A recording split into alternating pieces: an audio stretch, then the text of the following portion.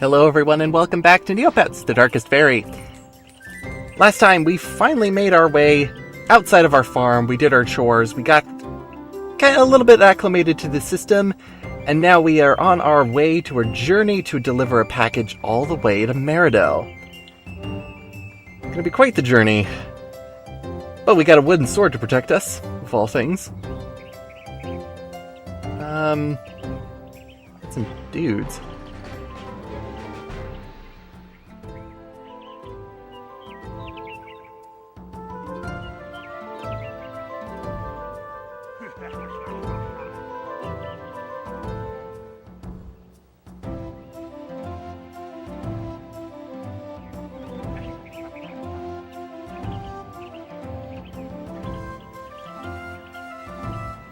Huh. Alright, this isn't very good. I'm just gonna say this right now with what's happening here. The thieves are strange when it comes to Neopets. I don't want to talk about Toon Punch Neopet stuff, but let's just say the bandits here are not Neopets. In any way, shape, or form. There is no big lumbering-looking grunt dude called Sid the Vicious anywhere. I wouldn't even believe what he could possibly be, because the beggar is someone. And apparently this is how Tor takes it. Standing right outside of pretty much the line of fire going, "Oh my god, bandits! Oh no!" With a look of surprise as we get more tutorial. It's pretty much very basic beginner self-taught sword fighting right now. Pressing the circle button multiple times will give us multiple stabs. This fight is a little bit of a strange one because you really just have to keep glancing shots out of it. The game does not expect so much of you at this point. But he does call us Bucko, which is... okay.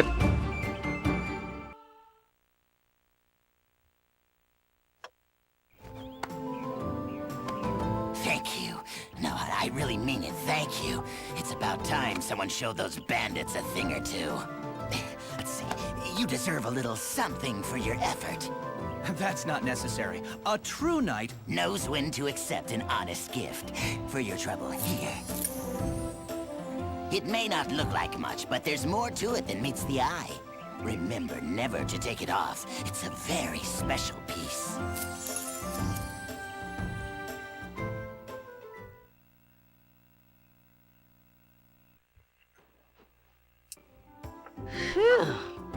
That piece he just gave us doesn't really have a whole lot of importance, but it, again, has a whole lot of importance. One, you can't see it on Tor's model. Two, it's not a key item. You actually don't get to see it anywhere. It's a strange little thing that he just gave us. What he was just talking about there was about motes, which I've kind of touched on a tiny bit, but now the game will tell us about it. Motes are elemental abilities that we can pretty much put onto our weapons, our armor, and other things once we get them. The last tab, we need to guard it well. Good job. It's great. But wait, the thieves are not done. Apparently, I don't understand why, but the other third guy who doesn't really talk much, Drub, decides to just kind of sit back, enjoy himself, and get us when he least expects it? Well, the bandit trio's down one guy. We got a restorative item out of him. But with that, the beggar's gone, the thieves are gone. We learned a little bit more stuff, and, yeah, Mom was right. Just be careful of bandits. Which leaves us free to explore our new area right outside of our family farm. Welcome to the Farm Road. It's a nice little haven right on our immediate journey to Meridel, because what it actually lets us do is learn a couple more advanced outside of the main area kind of things that it's really good to just ease us into. As well as we're going to be learning a few other things that the game doesn't really tell you because it's more technical issues than anything else. In terms of how this entire journey is going to pretty much go is I'm going to be going around doing everything that I possibly can right away. So there's going to be instances where I'm going to be putting up videos that either are going to be exploration-based or side quest-based, or a combination of the two with little story progression inside of it. This is going to be one of those videos, because there is a lot here, really just to get us situated. Our first stop is going to be this wonderful little girl here. Remember the kids that were around in the opening cutscene? Here's the first one. Everybody, meet Claire. Claire is a weird kid because she doesn't sound like a girl. That is not a laugh and chuckle of a girl in my case. That is creepy. But she has a game of hide and seek for us to do. I guess I want to play with you, creepy child. Yes, so here's the gist of it. 5 minutes, we have to find her. We don't get any clues as to where she is. We pretty much just have to go around the entire farm road in order to find her. In terms of finding her like fast or slow, it doesn't really have anything really to do with speed in terms of the amount of time it takes in order to get better prizes. She has set prizes. Now, she is in a fair amount of places, I will be honest with you. In terms of the best strategy in order to deal with this way is definitely not the way to do it. You should pretty much just be circumnavigating Farm Road in order to find her, because she's going to be on the outskirts mainly. I've never found her in any spot where either danger is, which is this area, which we will be tackling shortly, or in like the middle areas, really. It's kind of weird.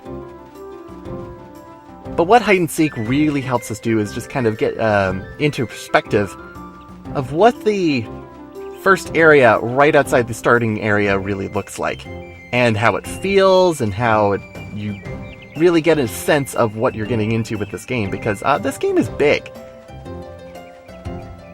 I will say this time and again, it is big.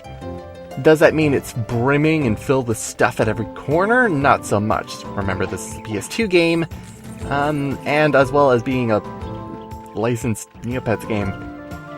Again, don't expect too much out of it in terms of that. There's going to be a lot of open spaces like this where there's very little.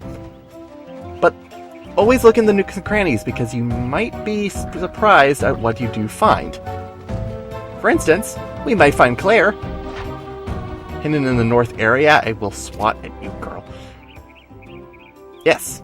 So we find her, we go back to our original spot, and she gives us our first prize. This prize is a mote. Specifically, it's called a smoke mote. The kick in the pants here is that we only get a single mote out of her instead of the 100 that we've been picking up elsewhere. I don't get it. How do you only find one? I've been finding hundreds. Play with her again. 3 minutes to the clock. So, less time in order to find her. The best place I've ever found her is immediately in this area, right outside that house. So, pretty much in less than 15 seconds, you can find her. But hide and seek generally isn't that simple a whole lot of the time. I guess the best thing that we can really do is try going back to where you originally started trying to find her. Because maybe, just maybe, she might just be there. Yeah, you actually have to find a new hiding spot. Again, random, totally random, might just be lucky there. Her second reward is a light mote. Again, one light mote. Only one swing out of it if we ever put it in our sword.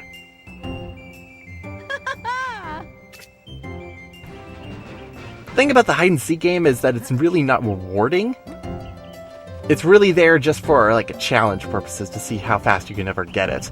Because you could be going around Farm Road for a very, very long time and just realize that she really just went like 75 feet in one direction. The main challenge is that she's really tiny. But once you actually find her in her yellow, pink, and blue pastel colors, you can totally find her.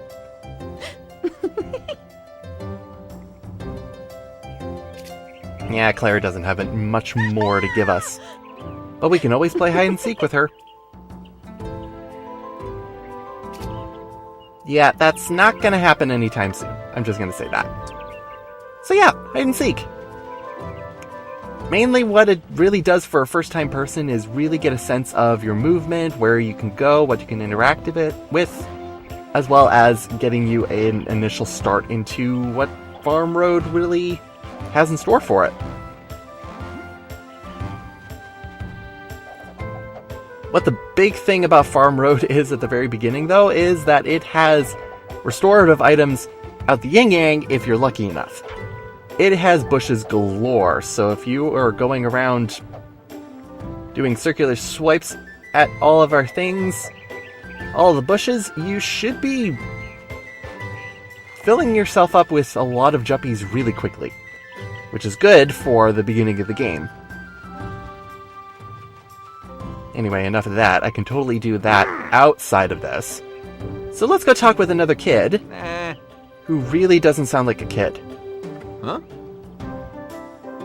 I don't know what it is about just the random noises that the characters make, because they sometimes don't sound like they are appropriate.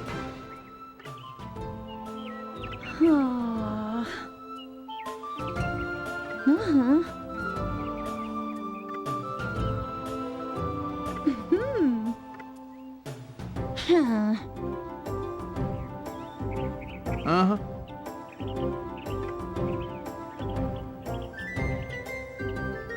So this game rewards talking to people. Just very generic people. You don't necessarily know who is going to give you a quest unless you actually talk to them, because there's no exclamation points on the top of people's heads. Side quests, like Tessa's here, are denoted by the silver color quests. Because again, I said that there was gold, silver, and bronze. We'll get to bronze in due time, but right now the silver ones are the secondary ones, pretty much. Just little things that pretty much make you go out of your way in order to get certain rewards. Some are good, some are, well, some you'll find better rewards in the side quest than the person actually giving it to you. This one isn't too bad, though, because it's really just fighting that spore monster back there and then a bunch of flower monsters. The main thing to really watch yourself out for is the spit that they are throwing at you. Can be poisonous, so depending on how lucky you are, you may or may not get poisoned, so watch out for that. Surprised the flower monster dropped fire mote, because the leaf mote, it makes a lot more sense. But with that done and all of the monsters out of the way in her fields, we can return back and she is pleased as punch. For our troubles, we get a 4-leaf clover, which is a really good reward. See, it makes Tor happy. Completely, totally happy. You okay? Ugh. Okay, there we go. Don't worry, we can always put that smile back on Tor's face whenever we want, which is really creepy. Hey! Now, we noticed this before when I was doing hide and seek. This is a Moute Chest. This chest can only be opened if you hit this chest with the proper elemental alignment equipped to your sword. We don't have that moat just yet, so that is going to stay closed for the time being. Once we start getting a whole lot more moats and actually collecting all of the different elements, these chests really lose their challenge unless you're draining yourself of moats constantly. So, we'll get to that. Next up, we have a very, very angry T-Rex to deal with. Old Man Boggs. Not necessarily really looking like an old man, but he's really pissed. The reason is what's flying off in the background there. His farm looks like a wreck because of all these scarecrows. or Crocobecs, as I'd like to call them. What they're trying to fight off are these interesting looking things. Cicados, or chocolate-covered tomatoes. These are an improvement of the HP restorative items that are also the red juppies. The Crocobecs are a little bit annoying to deal with because they're very evasive, they strafe a whole lot, as well as they can fly. So sometimes you really just need to go after them or have them come after you so that you can actually get a bead on them.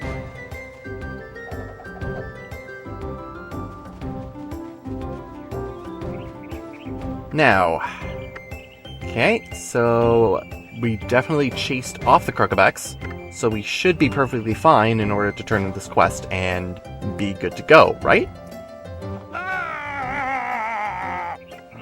Well, I'm looking at you fiddling around in your grass in the entranceway, but apparently we're not done with this quest yet. Apparently there is more Crocobecs around, even though they are nowhere to be seen at all. In terms of this quest, there's actually 3 Crocobecs that you need to take down, and we get into some of the really weird technical issues that this game has. Hopefully we won't see the one that mainly plagues me whenever I play this game.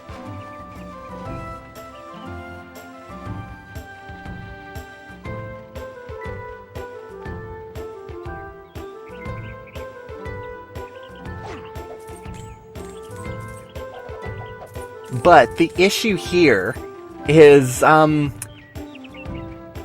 when I was playing hide and seek that I always kept finding Claire up at Old Man Bog's place?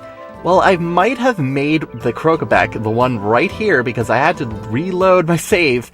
I might have made him go and follow me a little bit too far into any other place that I was running around trying to find Claire, which might have made him despawn. And I'm not even kidding about that. So now we can go and... Where are you serious? Did he... What? Oh, can you actually come into a place where it's not actually, like, not crap to fight you, please? Oh my... Yeah, get pinned in some trees, go die. You caused enough problems already. I thought I was able to actually just kind of find him because I kind of had an idea of where he was going to be. But apparently not. That's a good 15 minutes of me running around Farm Road trying to find a dang crow. Kind of know why Old Man Boggs is so pissed. Oh boy. So that's kind of the problem with some enemies in the game. They wander off when they get a bead on you and try fighting you. Them getting back to their original position is a really kind of an annoying thing. The other weird thing is that Old Man Boggs gave us as a Cicado. The crows ate them. I kind of took the rest of them, so he has no crops. Well done, man. Good job, you. Oh, well. Anyways. With that, we can pick up a lot more jumpy fruit. Wow, that's actually a lot. Good. Cool. And tackle what is the biggest quest on Farm Road right now. And it has to do with one person who we've actually heard the name of before. And don't worry, there's a very small list. But first, let's talk to the last kid.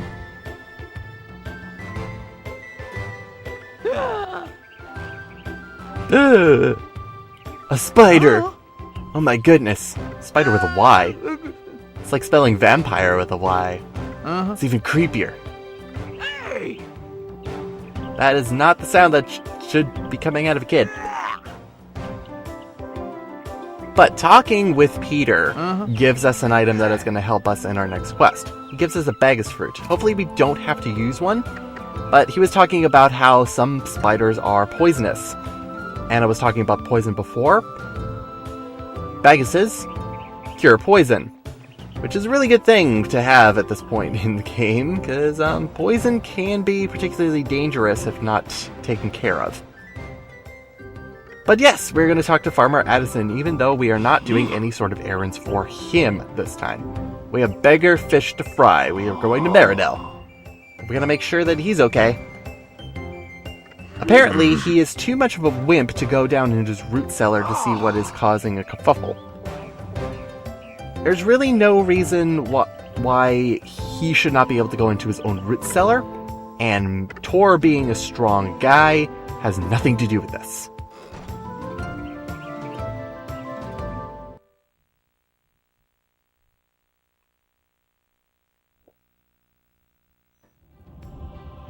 But anyway, this quest leads us into our first little sub-dungeon here, simply known as the Root Cellar. It has 2 treasure rooms inside of it, so we should be good about picking those up. I will note that with this game overall, and in a few videos when we really get into the important stuff, I will be noticing this again.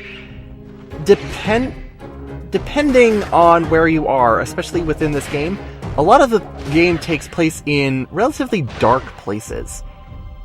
So, sometimes it's okay with the lighting, sometimes it's not. I will be trying to do my best to make sure that everybody is able to see what they're able to see. It might have just been my time with recording this, but I wasn't able to see anything. But looking back at the footage, it looks okay. So there might be some points where I'm kind of looking around and going like, I have no idea where I'm going, because it looks pretty dark to me.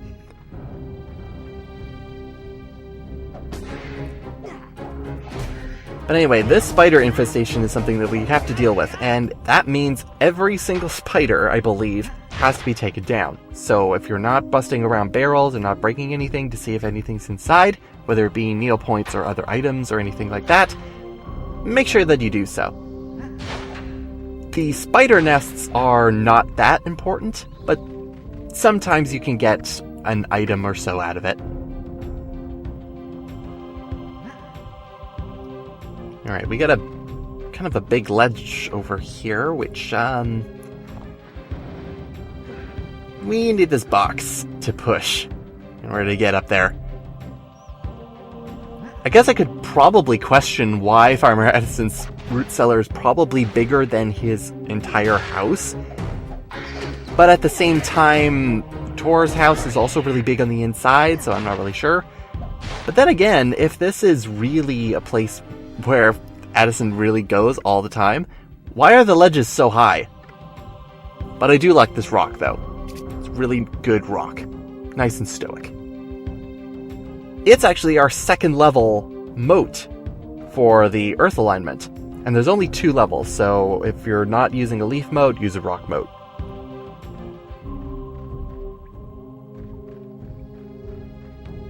Alright, that goes back that way. This is where I kind of get a little bit confused, because there seems to be another area, especially denoted by these little holes here, that you can go into. And, it feels like you can even sneak into that area, which is what you use the square button for. But, nope, Tor does not do the crawling aspect.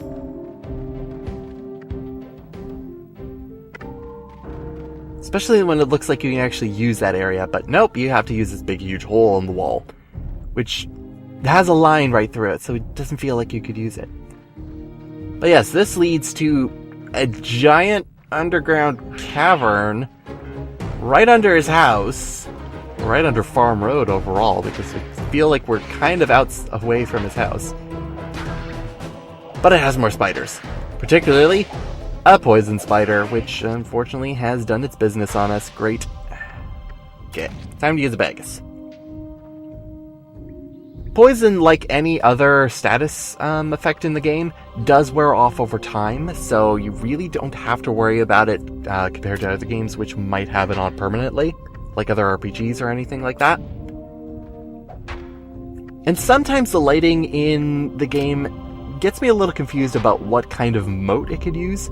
Particularly, this looks a little bit greenish to me, so I thought the leaf moat might actually be able to work. But nope, we can't open this Moute Chest either.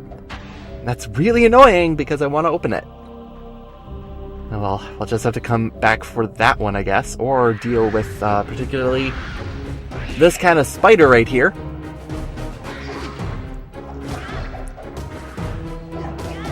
Dealing with the spider definitely is help with the fact that I'm using the fire motes, because I might as well use them at this point. What the fire motes do is if you're charging up your weapon by holding circle until he's like at a full wind back, if you let it go and it makes contact with the enemy, it might do residual fire damage to the enemy, which is really good. In at least the early stages of the game, I really don't use it a whole lot when it comes down to the late stage game, but oh well. But luckily, the giant spider left us a new moat. A patch of fog.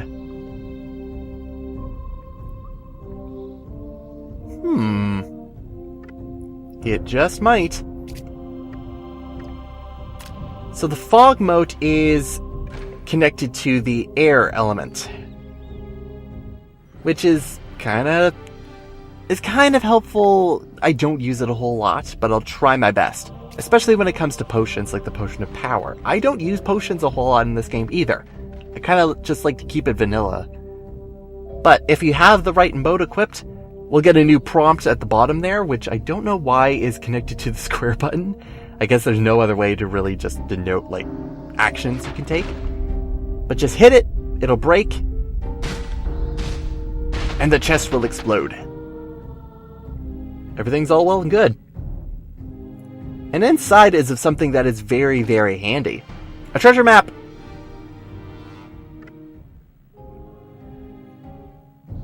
I mentioned gold quests, which is our mainline story quests. I've mentioned silver quests, which is our side quests.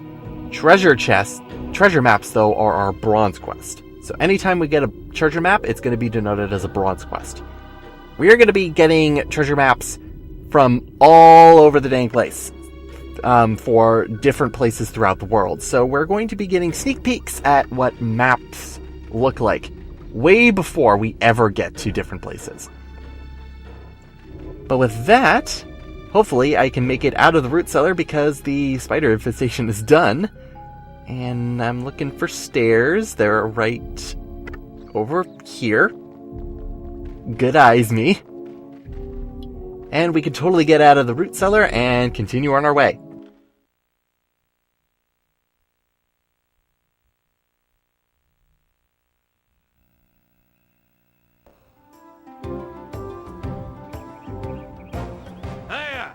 Sweet. Hi, Addison. I guess you're totally going to take my word for it, but here's an example of, 100 Neopets is not a good reward for what I just did. The potion in there is worth way more once we start buying stuff at shops, and getting the treasure map is quintessentially better. There's totally spiders. Why do you have to keep... Yep. Yeah, they're all gone. I am scarred for life. Can you get the look off your face, please? Stop terrorizing the kid. Look up behind you, Peter. There's something behind you. Oh, no. Duh. Oh, no. Forget it. Okay. Never mind. Everything's cool.